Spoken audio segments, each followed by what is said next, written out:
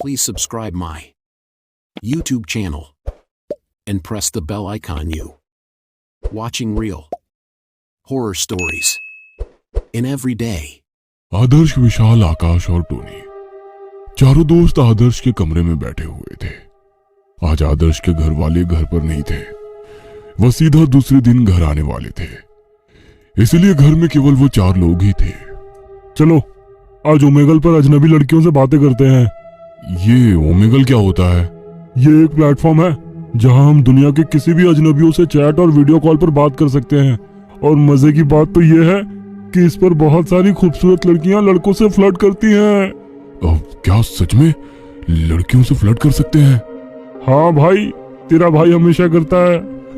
हाँ, मैंने भी ओमेगल के बारे में सुना है। हमारे घर में जो बड़े भैया रेंट पर रहते हैं, उन्होंने मुझे बताया था कि सोशल मीडिया और डेटिंग ऐप से दूर ही रहा करो, क्योंकि अक्सर हमारे उम्र के लड़के इन पर अपना वक्त बिताने आते हैं। तब उन्होंने मुझे ओमेगल के बारे में भी बताया था। वो कहते हैं कि ओमेगल पर उनका एक दोस्त गायब हो गया था। क्या? ओमेगल पर गायब हो गया? हाँ, उन्होंने बताया कि उनका दोस्त रईस फैमिली से बिलोंग करता था और हमेशा कंप्यूटर से चिपका रहता था।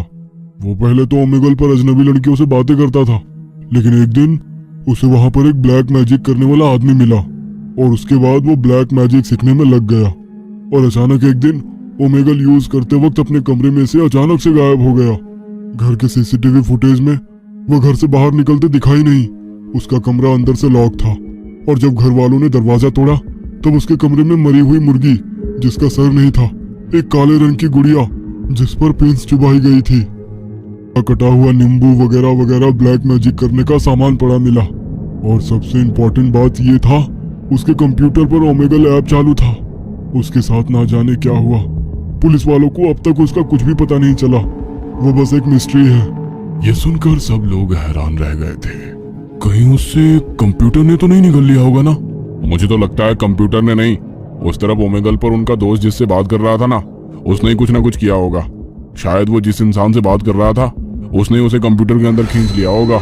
क्यों ना हम भी ऐसा कुछ करके देखें, किसी ब्लैक मैजिक करने वाले से बातें करें और उससे पूछे क्या ये मुमकिन है कि कंप्यूटर से किसी इंसान को दूसरी तरफ दूसरी जगह ले जा सकता है? पागल हो गया है क्या? मैं तो इससे दूर ही रहना पसंद करूंगा। मुझे तो लगता है हमें ये करना चाहिए। इस पर आकाश ने भी हाँ कर दी और फिर आदर्श, विशाल, आकाश और टोनी कंप्यूटर के सामने बैठ गए। आदर्श ने अपना कंप्यूटर ऑन करके ओमेगल ओपन किया। उसने कॉमन इंटरेस्ट में ब्लैक मैजिक टाइप कर दिया और फिर उन्हें स्क्रीन पर एक औरत दिखाई दी जो कैमरे के बिल्कुल सामने बैठी हुई थी। वो एक बड़े से कमरे में कुर्सी पर बैठी हुई थी। कंप्यूटर के काफी आगे बैठने के कारण उसके पीछे का कुछ दिखाई नहीं दे रहा था। वह दिखने में काफी ज्यादा सुंदर थी। उसने काली साड़ी पहनी थी। उसकी आंखें और होठ दोनों काले थे। हाय हैंडसम, उस औरत ने हाय करते हुए मीठी आवाज में बोला। इस पर ये सभी लोग जवाब देते हुए हाय बोले। हर किसी को लग रहा था कि उसने उसे हाय बोला, इसलिए हर कोई मन ही मन खुश हो रहा था। आप कहाँ रहती हो? मैं तो आप सबके दिल में रहती हूँ।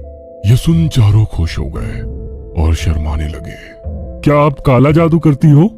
बिल्कुल। फिर तो मैं चाहता हूँ कि आप हम सब पर काला जादू करें, क्योंकि आप जैसे खूबसूरत हसीना के प्यार में मौत भी आ जाए तो क्या गम। टोनी उस औरत के साथ फ्लर्ट करते हुए बोला। इस पर चारों दोस्त हंसने लगे। वो औरत भी ये सुनकर शर्मा रही थी। ठीक है, मैं आप सभी हैंडसम पर काला जादू करूंगी, लेकिन आपको एक लाइन मुझसे हाथ जोड़ते हुए कहनी होगी।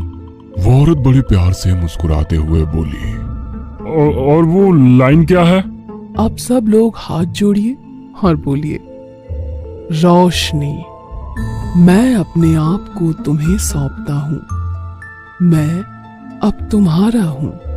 वो औरत फिर एक बार प्यार से बोली और फिर उसने अपने हाथ में एक नींबू पकड़ लिया। आदर्श, विशाल और टोनी तीनों को लगा कि वो औरत उनके साथ फ्लर्ट कर रही है, लेकिन आकाश चौकन्ना था। उसे उस लाइन में कुछ गड़बड़ दिखाई दे रही थी। ठीक है, अभी बोल देते हैं। नहीं आदर्श, मुझे कुछ ठीक नहीं लग रहा है, वो लाइन मत दोहराना। अबे फट्टू, पागल है क्या? पहली बार किसी सुंदर औरत से फ्लर्ट करने को मिल रहा है उसमें भी तेरी फट रही है। चुपचाप हाथ जोड़ के लाइन दोहरा, वरना मैं विशाल को बता दूंगा कि तू उसके क्रश के साथ उससे छुप छुप कर बातें करता है और उससे अकेले में मिलता भी है। आदर्श धीमी आवाज में आकाश की कानों में बोला। यह सुन आकाश कुछ डर सा गया, क्योंकि वो नहीं चाहता था कि विशाल को इसके बारे में पता चले। ओ ठीक है, आकाश ने कहा और वो मान गया। उसके बाद चारों ने अपने हाथ जोड़े और उस औरत की तरफ देखते हुए एक साथ बोले, रोशनी, मैं अपने आप को तुम्हें सौंपता हूँ, अब मैं तुम्हारा हूँ। ये सुन वो औरत मुस्कुराई और उसने अपने हाथ में रखा नींबू अपने मुंह के सामने लाया और कुछ मंत्र बोलने लगी। और फिर उसने एक चाकू से उस नींबू को काटा और वो नींबू खून की तरह लाल दिखाई देने लगा। यह देख चारों घबरा गए। ये तुमने कैसे किया? आदर्श ने पूछा, लेकिन उसने कुछ भी जवाब नहीं दिया। उसने अपने बगल में पड़ी एक काली गुड़िया उठाई और बोली, आकाश। और फिर उसने उस पर वो खूनी नींबू की बूंदें डाली और उसे बाजू में रख दिया। ये देख आकाश घबरा गया। ये तुम क्या कर रही हो? आकाश ने कहा, लेकिन उस औरत ने उसका कुछ भी नहीं जवाब दिया।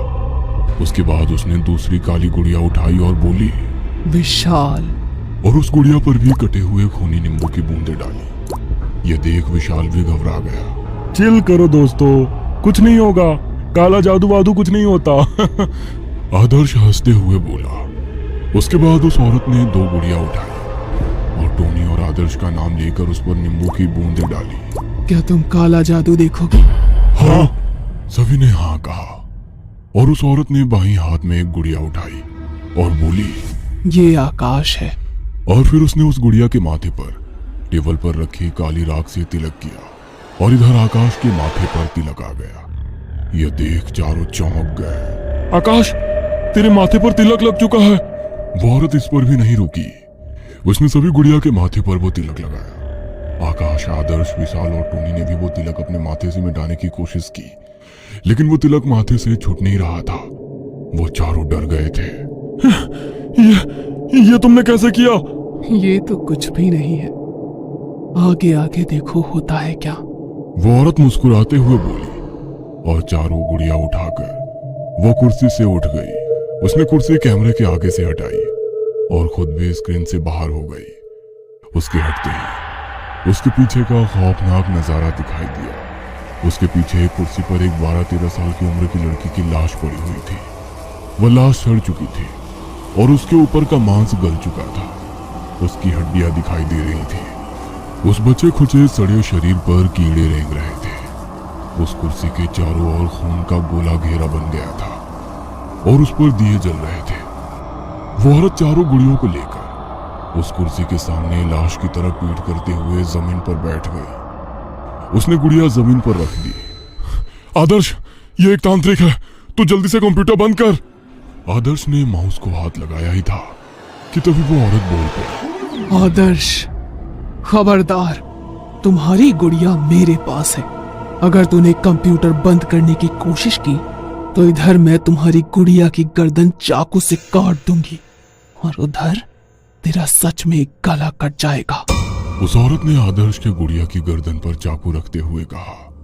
यह सुनकर आदर्श ने तुरंत अपना हाथ माउस से हटा दिया। वो डर गया था, लेकिन आकाश ने उस माउस को हाथ लगाया और वो बस टैब को क्लोज करने ही वाला था कि तभी उस औरत ने आकाश की गुड़िया उठाकर उस गुड़िया का हाथ चाकू से काट दिया और इधर आकाश का कलाई से आगे की हाथ कटकर जमीन पर गिर गया। आकाश जोर जोर से चीखने चिल्लाने लगा। उसके कटे हाथ से खून निकल रहा था। यह देख सभी घबरा गए। आदर्श, तू अभी के अभी कंप्यूटर का स्विच ऑफ कर दे। लेकिन वो औरत फिर से चिल्लाई, अगर तुमने ये जुर्रत की तो इधर मैं सभी गुड़ियों के गले काट दूंगी और उधर तुम सभी लोग मर जाओगे। नहीं, तुम ऐसा नहीं कर सकती। मैं आप सभी के साथ कुछ भी कर सकती हूँ, क्योंकि तुम लोगों ने अपने आप को मुझे अर्पित कर दिया है। अब आप मेरे बकरे हो। तुम ये सब क्यों कर रही हो? प्लीज हमें छोड़ दो। छोड़ दूंगी, लेकिन तुम सबको मैं जैसा बोलूंगी वैसा करना पड़ेगा। हाँ करेंगे। तुम बताओ हमें क्या करना होगा? आकाश, तुम्हें अपनी जीभ खुद के ही दांतों से काटकर मुझे सौंपनी होगी, फिर मैं तुम्हें जाने दूंगी। उस औरत ने कहा।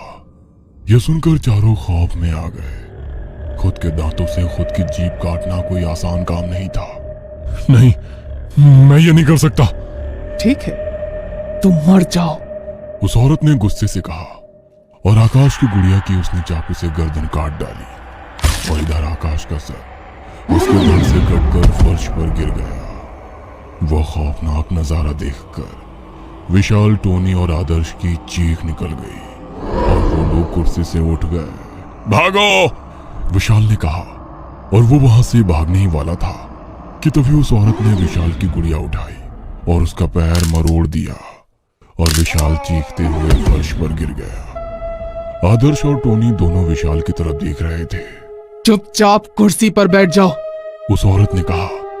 वैसे आदर्श और टोनी घबराते हुए कुर्सी पर बैठ गए। विशाल फर्श पर दर्द के मारे कराहते हुए पड़ा हुआ था। उसका पैर तखने से उल्टा हो गया था।